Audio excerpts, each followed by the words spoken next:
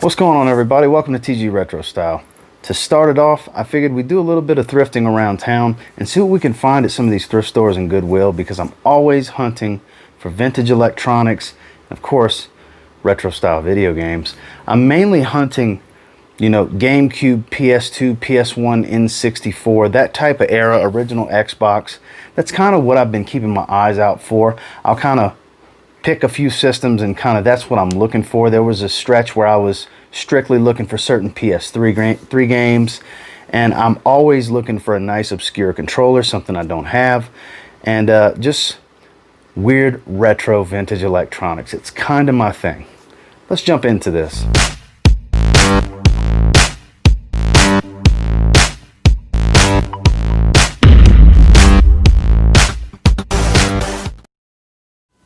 So the first stop was here at one of the local Goodwills, and coming across the electronics section, obviously you got to get through all kinds of nonsense that I'm not worried about, toaster ovens and stuff like that, but you tend to see a lot of obscure stuff that's just kind of useless at this day and age, but it's still cool to look at. This nice Sony head unit here. We have an all-in-one.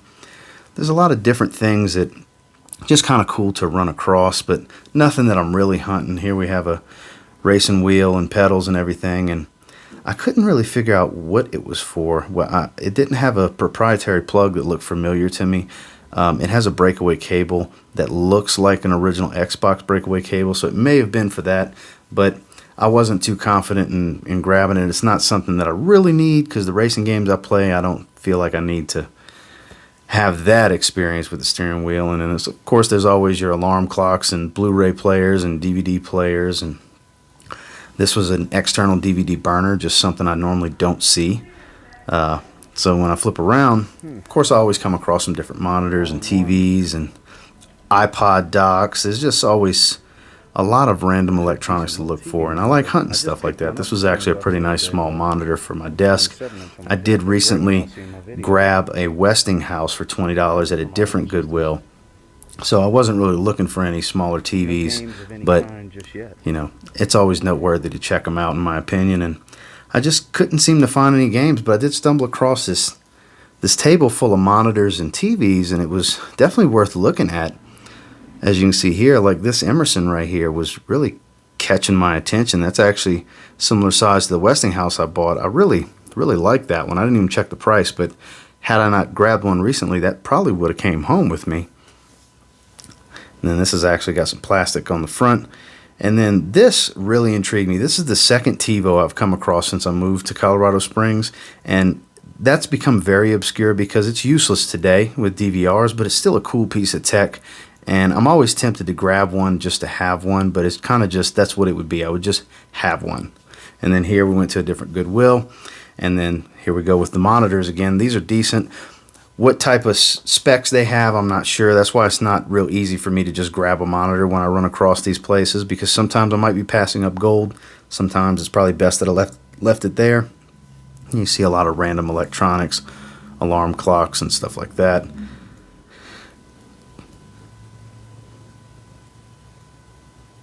DVD players, the usual. This actually kind of looks similar to a PS2. That's why I pulled that out.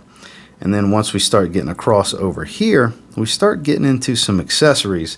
Now, I did find quite a bit of GameCube items and stuff like that. Here we have a Logitech. I've been running into a lot of these Logitech game pads for PC, and I do have one already. It's just random to see. And then here we have a Yobo third-party GameCube controller in the Indigo colorway. I do have an Indigo GameCube. I'm actually quite tempted to get this one. Seems to be in pretty good condition, and then plug was in good shape. The wire didn't seem to have any fraying or pulling or anything like that, so I was like, yeah, I might end up grabbing this actually. So I held on to that. Probably not the best GameCube controller. Obviously it's not a first party, but it seemed to be in pretty good condition. C-stick, the thumbstick, everything was in really good shape, was nice and tight. They weren't worn down, looked like they were barely used at all. $6.99. It's absolutely worth checking out, in my opinion. And as we look around some more, I came across a black one actually, but since I have the Indigo GameCube, it just makes sense to get the Indigo.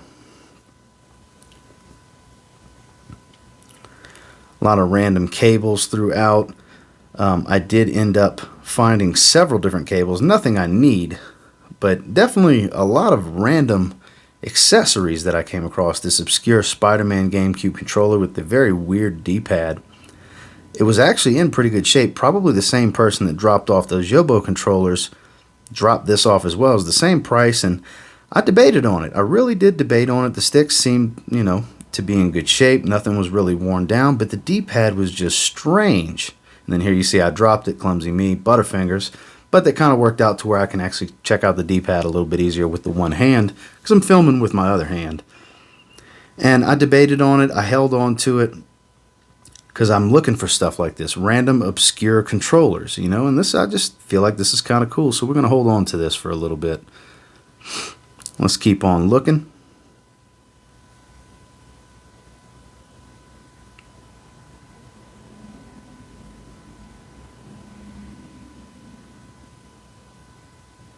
And of course, there's a bunch of random cables. Did come across some Wii component cables, which I do already have some Wii component cables, but this is quite the random find. I never see Wii component cables. I'll see the occasional original Xbox or the multi-taps where it works for an Xbox, a PS2, stuff like that, but never just a straight up set of Wii component cables. I just don't see those. And then we have an Xbox 360 power brick. Maybe junk, maybe useful as a backup, but mine's totally fine, so I don't feel the need to grab one just to have it, just in case. That's not necessary. Here we have a multi-tap USB wall adapter. Actually do need this because I have run out of powered USBs for all the different lights and RGB strips and stuff I have in my room. My office is just covered in lights at this point. And then a bunch of randomness. There's a sound bar with subwoofer.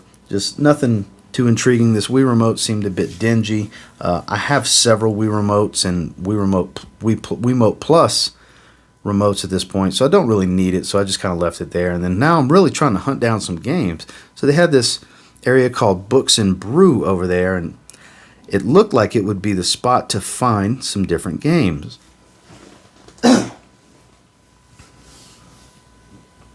So I'm looking around, and a lot of DVDs and CDs, Aerosmith big ones, classic album. But no games as of yet. I can't seem to hunt down any PS2, any GameCube, anything. Not PS4, Xbox One. So I went to the front of the store, see a glass case. We have a Xbox One controller, and I finally found the small section of games that they have. So as you can see, we have different Maddens, 3 different Call of Duties for PS2, all 3 of the original Uncharted's for PS3. So Star Wars Bounty Hunter here. That was the only game that kind of really intrigued me of what we see right here. Nothing really jumped out at me as a PC game. Nothing was, I have to have it, so I just kind of left everything there. The OCD-ness I have, had to put that next to the others. But yeah, Bounty Hunter was the only thing that intrigued me, but not enough to grab it because I do have it on PS3. So probably just grab this controller. So we go pop into the pawn shop, and it's always nice to guide you with a Nintendo neon light to where the gaming section is. Here we actually had quite a bit to look over and check out. It was behind the counter, so I wasn't sure if I could go back there, so I did go ask permission and see if that would be okay. There's a lot of cool stuff here, and I was just itching to get back there and dig through everything and see what I could find. See that original Nintendo, some Xbox One S. So they did allow me back there and actually thanked me for asking. They said most people don't ask, and they really appreciated that. So they did have a couple different things that I was hunting for as far as systems. So just wanted to kind of peruse through everything they have here, because they did have a lot of cool stuff. Not necessarily stuff I was looking for, but a lot of cool stuff nonetheless. And this was a random third-party Wii Classic controller. They wanted $10 for it, and it was just nothing I needed to have. If it would have been a first-party controller, I may have grabbed it because mine's getting kind of wore out. But a lot of different stuff here. I actually have quite a bit of Xbox One games. WWE 2K19, and I mean just a slew of Xbox One and PS4 games. Nothing that I'm really hunting. I did kind of glanced through some of it, but nothing really jumped out at me, and this was quite intriguing. They had a hardened edition of Modern Warfare 3. Not that I needed, I have Modern Warfare 3, but it was still random. Here we have a few original Xbox games like WWF Raw. I do have Raw 2 and WrestleMania I do have the original Raw and WrestleMania 21 already. If this was Raw 2, I probably would have grabbed it. They're not the best wrestling games out there. They have their quirkiness, and they gives them their character, and they also have their flaws, but definitely worth checking out if you have an original Xbox and you're a wrestling fan. And then Pac-Man World 2. I have the original and I thoroughly enjoy it. This is actually a pretty good platforming Pac-Man game. So I figured I would check it out. Maybe we should hold on to this one. Definitely worth playing. The original was fun. And here we have Metroid Prime Trilogy. This was kind of the, not gold mine type of find, but definitely something I was hunting. I've been wanting to get this for quite some time. The disc was in good shape. I did check the disc later, and it was complete. Only missing the outer sleeve, but the steel book was in good condition. The disc, the manual.